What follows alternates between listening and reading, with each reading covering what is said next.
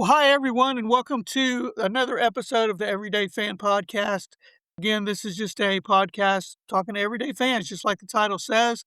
Like to have some good conversations about sports, about any sport, any team, whatever somebody wants to talk about. If anybody out there would like to be a guest, feel free to reach out to me on Facebook, TikTok, the Everyday Fan Podcast at gmail.com, any way like that, and we'll set up a time to record some and always looking for different guests with some different and unique stories. And I've got one today. Looking forward to this. Have with us today Adison Martin. How you doing today, Addison? Doing well, Gary. Thanks for having me. Absolutely, absolutely. And this is just interesting just to kick things off. I actually met Addison and his wife, Darissa, correct? Darissa? Yep. At in Boston. Me and my wife, as some of y'all may know, went to Fenway Park for our 35th anniversary, see the Braves play the Red Sox, and just walking around town, there's a ton of Braves fans were there that weekend or that week, and ran into Addison and his wife. They had Braves gear on, so we just started talking. I think it was at Paul Revere's house, I believe, is where we ran into y'all, and yeah, just learned about them. They're from Alaska. They live in Alaska. Went all the way to Fenway, and, that's where we met. So, great story just to kick things off with, Addison. Yeah. We were starting our quest for 30, and we wanted to kick off our quest at Fenway at the oldest stadium, and ran into you guys out there doing the Freedom Trail, and it was really really nice meeting you and getting to know you and your wife, and find somebody that had common interest in the Braves.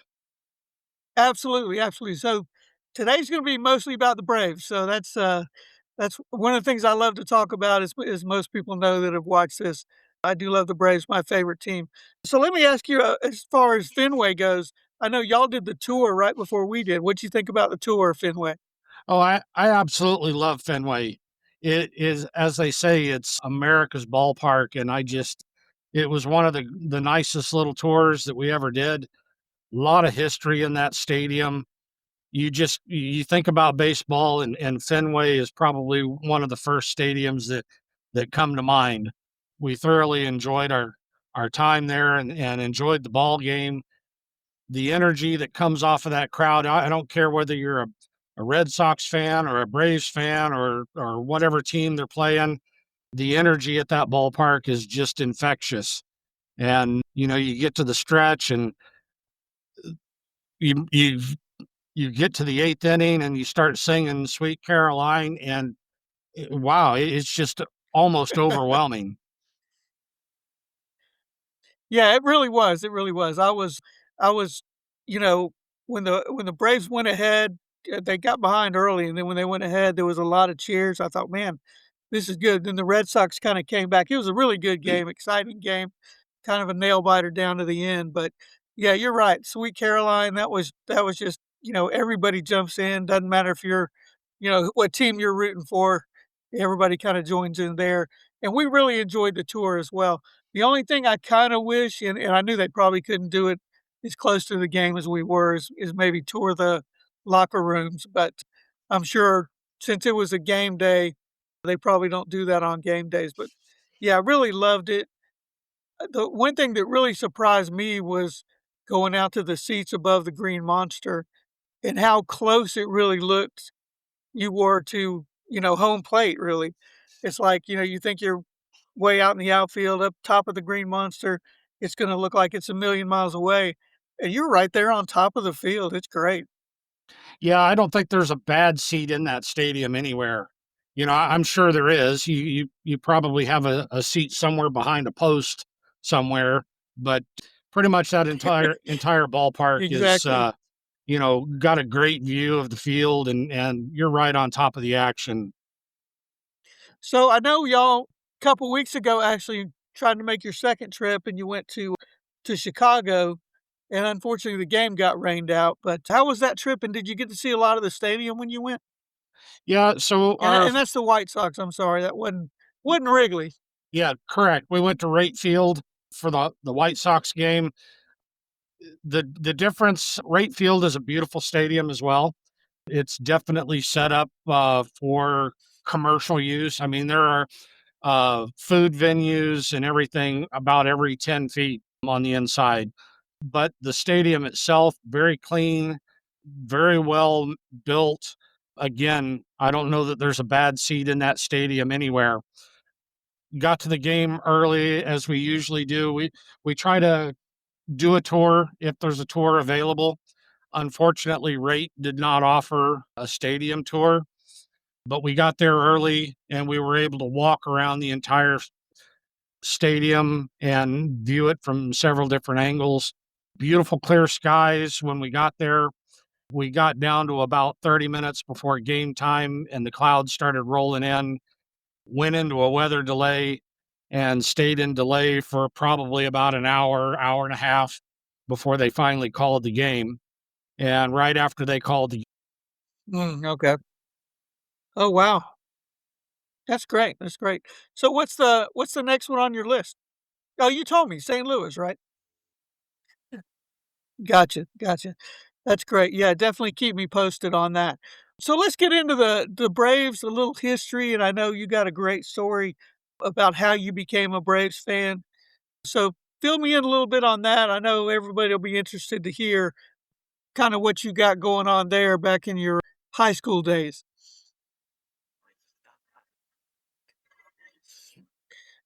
I've seen some pictures of him. Of course, I've seen him at, games, Braves games and things like that when Chipper was there, and I know Chipper kind of sometimes when he was in a slump or something, he'd always talk about going and talking to his dad about, hitting and about what he was doing. So, yeah, great story. That's awesome when you told me that growing up, in the same town and everything. Hey, did you ever get to meet Chipper after he started playing with the Braves at all or any point there? Well, that's true. Right. Okay, great. That was your sister, you said? Oh, that was your wife. Okay, okay. Okay, nice. Great. I was thinking you had told me your sister was kind of in the same age group as Chipper was. Gotcha, gotcha. Yeah, it's interesting that, somebody from his same hometown, it's kind of a coincidence. So how did you end up in Alaska? Okay. True. Gotcha, gotcha.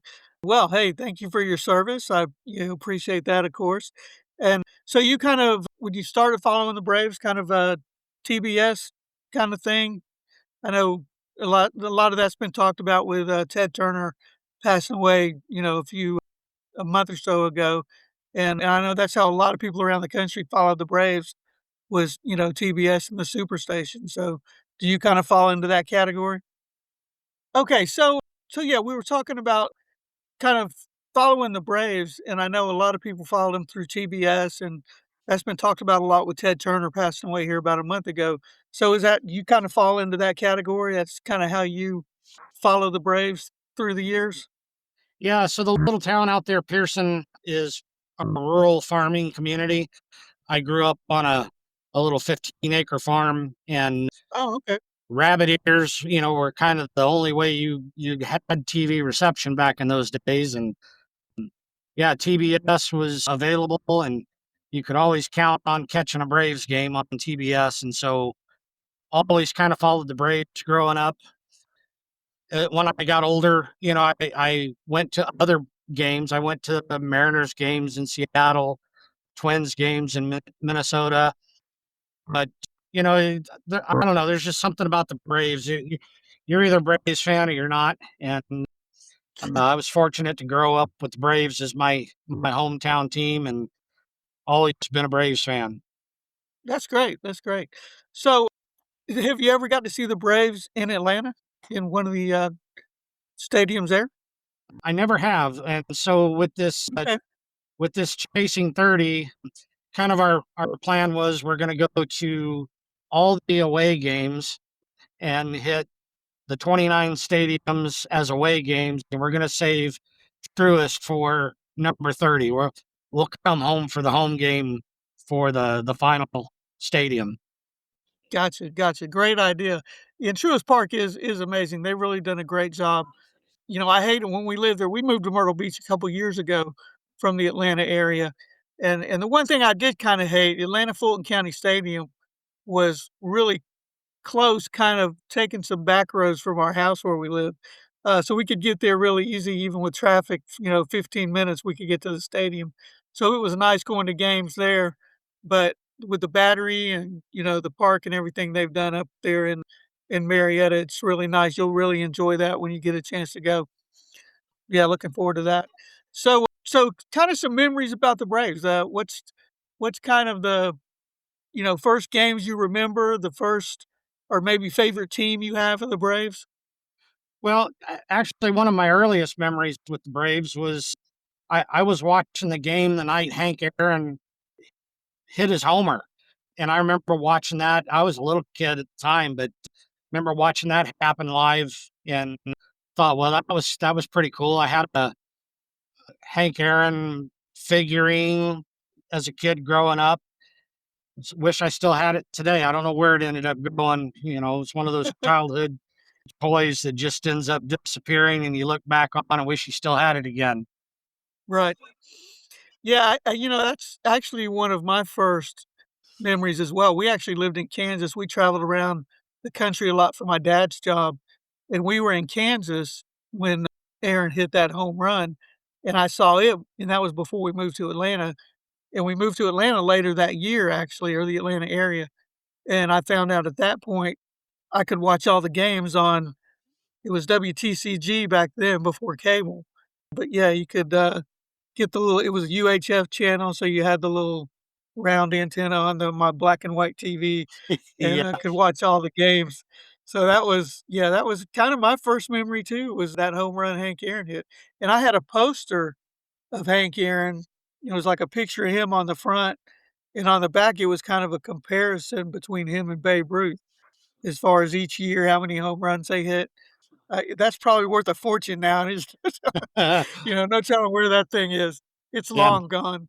But yeah, that was a great time to be a Braves fan. And the same thing, I was a kid and then, moved to Atlanta and then got to go to some games.